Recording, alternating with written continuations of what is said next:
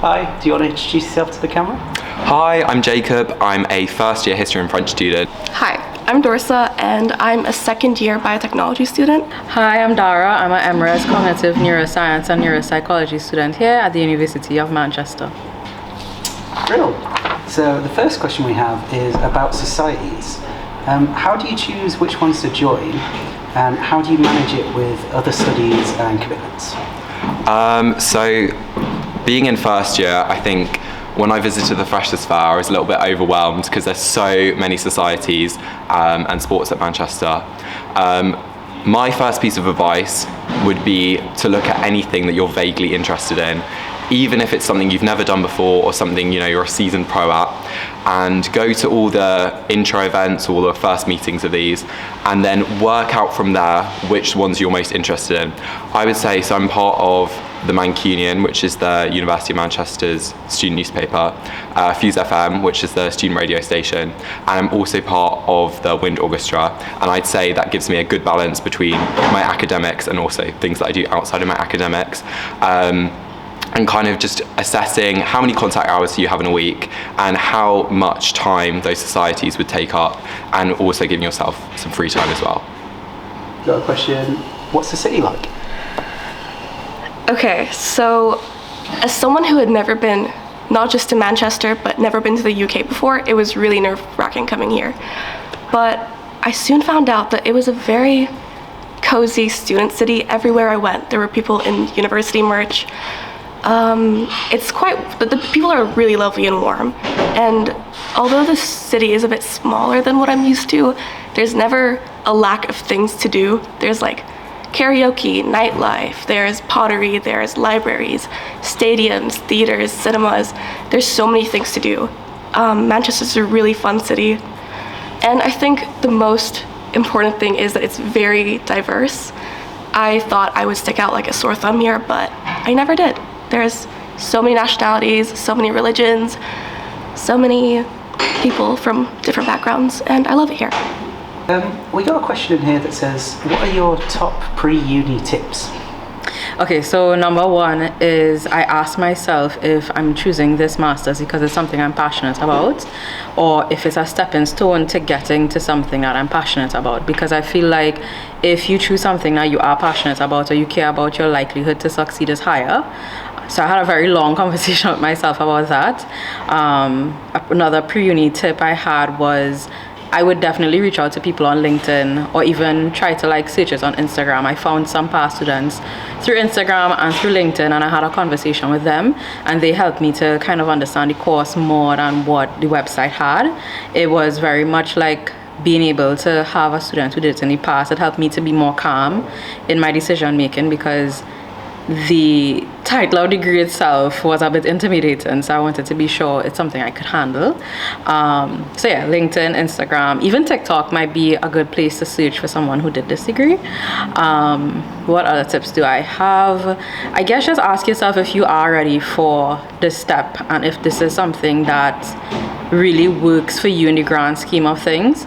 So I guess what I'm really trying to say is, like, do you have to do a master's or a bachelor's to get to where you want to go? How necessary is this? Because at the end of the day, academics is not for everybody. Perhaps your skills are better in trade or vocation. So really search yourself on who you are, and that will help you to make the best decision possible, I think. Another question we had is, how easy is working part-time when you're at uni? So I'd say my main piece of advice with a job would be wait until you get here and find out how many contact hours you have in a week. So as a humanities student, I don't have as many contact hours as a STEM student. So for me, it is easier to get a job. So I'm starting a new job next week.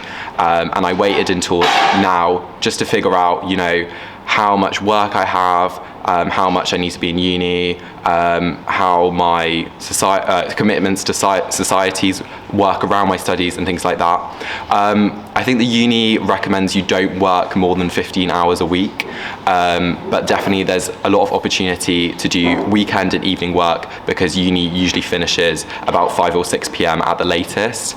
I'd also say working a contract with 0 hours means that you're able to fit it in, and you're not scheduled in, so you miss out on things that you might want to go to, like social events and things like that. But I say it really depends on your situation, but definitely wait until you get here. Did you know what career you'd like to go into before you came to uni, like at sixth form or college or equivalent? And how does the uni help you decide that if you don't know? Well, applying to university, I was 16 and had no idea what I was doing with my life. But I knew I had a passion in biology, so I kind of just went with my gut and found what is called biotechnology on the internet and just applied to a few random universities. And when I got here, I had a sense that I would probably be working in a lab or in a big pharma, but I still didn't have any direction of where my life would go. But I think there's such a wide variety of modules that you take as a student here that I found my passion in bacteria and microbes. And now I know that I want to go into research and probably spend my life in a lab. The university really helped with that. So I've got a question in here that says, I have offers for both the 3-year and 4-year BA Human Geography / professional placement year. Still not sure which to take. I've been told you can't swap. Is this correct? So I can't say exactly about swapping courses, and it's definitely something to check with uni admissions. Personally, I am on a 4-year course because I do history and French, so I have a year abroad. So personally, I would take the 4-year course option with the professional placement. I think I'm really excited for my year abroad, even though I'm in first year, to work or to study, to kind of take a year out of academics and find what I would like to do after university. Definitely chat to current students who do geography and whether they've enjoyed taking a year out to do professional placement. I think you can do that on UniBuddy or find current students through social media. Definitely think to yourself, would I want to spend 4 years studying or 3 years studying? But it's definitely a difficult decision, and I wish you the best of luck in deciding whether you want to take a 3-year or 4-year course. Bit of a long question here. I got it, I'm ready. But it says, I was wondering how packed first year MPhil will be. If there was space for a part-time job to be able to fund the student tuition fees, but also pay for my medical prescriptions, or if it'd be better just to apply for loans to manage the workload. They'll be living from home, if that helps. Okay.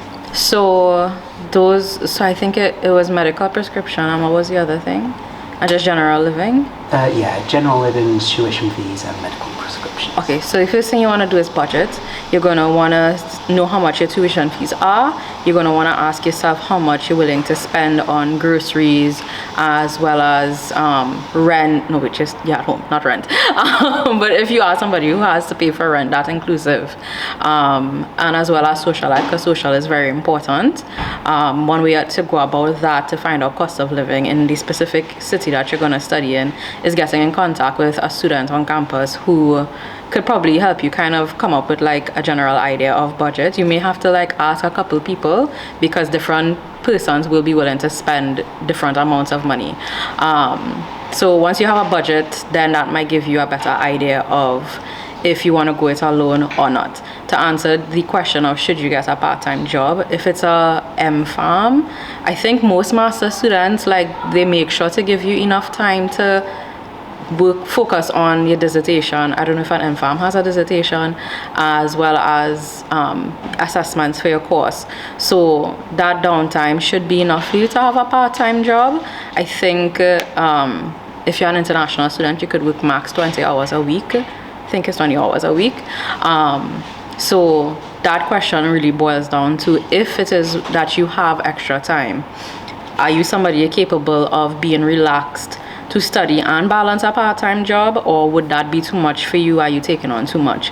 If that is the case, then maybe you want to go the route of a loan But like I said, the best thing to do is to reach out to people to ask about cost of living. I guess search Google for Lidl, Tesco, Poundland, and who else? And Aldi, and see the prices of different food items and come up with your grocery list as well. That would be helpful. So that's my answer. Thank you so much for watching this video. We really enjoyed answering all your questions. If you have any more, let us know when we send you our next student email, or if you found this on YouTube, leave them in the comments below. Bye. Bye.